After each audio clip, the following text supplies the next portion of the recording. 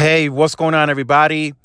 This is Tyrone back with Tech Life, and this may be bad news for AT&T. Another great article from Mike Dano over at Light Reading. I will leave it in the description down below so you can check it out in its entirety in detail. So Nokia, Ericsson, Samsung race to support the DoD auction 110 spectrum. Light Reading, Mike Dano came up with the name Andromeda. But it is that DoD spectrum that AT&T significantly outspent everyone at that auction to gain 40 megahertz contiguous nationwide. So now, recently we had the analyst day, and AT&T said at first they would deploy two radios, and then they would start transitioning at some point into a dual band radio, right? You do the one touch, it's just you deploy one panel and it can support both frequencies. Now, the time frame as to when that equipment would be available, we didn't know. There wasn't anything accurate. The OEMs didn't speak out. We didn't hear anything from Nokia. We didn't hear anything from Ericsson. But now we finally have some time frames, some targets. And like I said, I will leave this article in the description down below. So AT&T primarily across the nation has two primary OEMs. They're about split 50-50. It's Nokia, Ericsson for AT&T.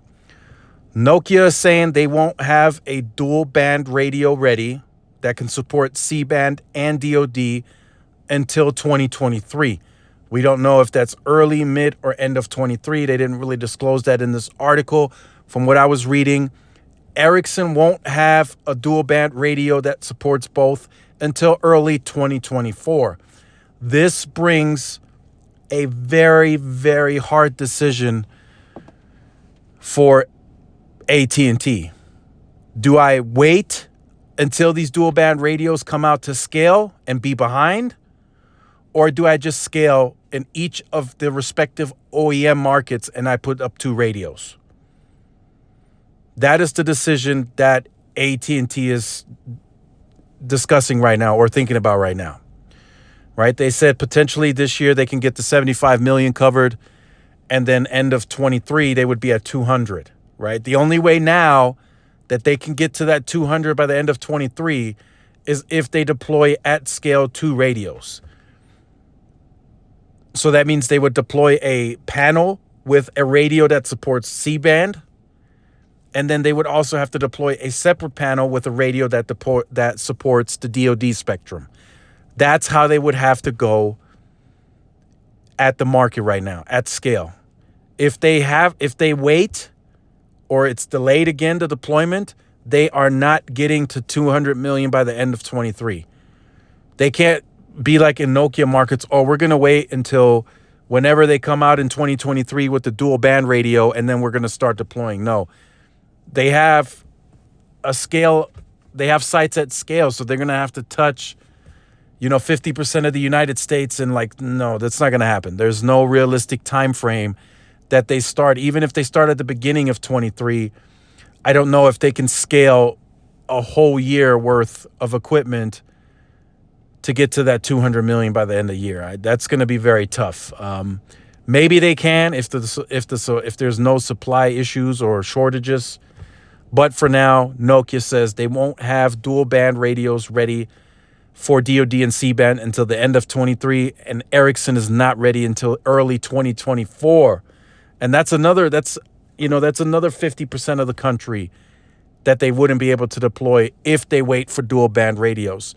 So for now, I think, well, at least I hope that AT&T just says, you know what, that dual band radio strategy is just not going to work. Because think about it, if they go to scale and touch all these sites to get to 200 million by the end of 23, and they deploy two radios up until that point, are they really going to go back to all those sites and swap those panels out with a single panel that does dual band? That sounds very expensive. It's already an increase for them to deploy two radios, right? They have to pay for an additional equipment at scale, and then of course their OPEX, their operations cost is going to go up because it's going to increase the rent on the sites because they are adding additional weight to the site. There's another panel and equipment going up. And it's also talked about in this article, so make sure you guys check it out. So let me know what you guys think about this. You heard my take. I think the 2 radios per site needs to be done. It has to happen. If not, AT&T is going to be in 3rd place, and they're going to be so far behind, it's going to be hard to make that up on the wireless side. Now, the fiber story, I think they can still go to the market with that. I think they need to be more aggressive on that. If they decide we're going to do the dual bands, we're going to wait, they need to pour all that CapEx into fiber. And that's the market. That's the story they need to bring to the market, and that they're going to do big ads on fiber. That's the only way that's going to make sense. If they're not going to do that, they're going to be behind big time in a big way. So make sure you guys stay tuned to the channel. Like, share, subscribe.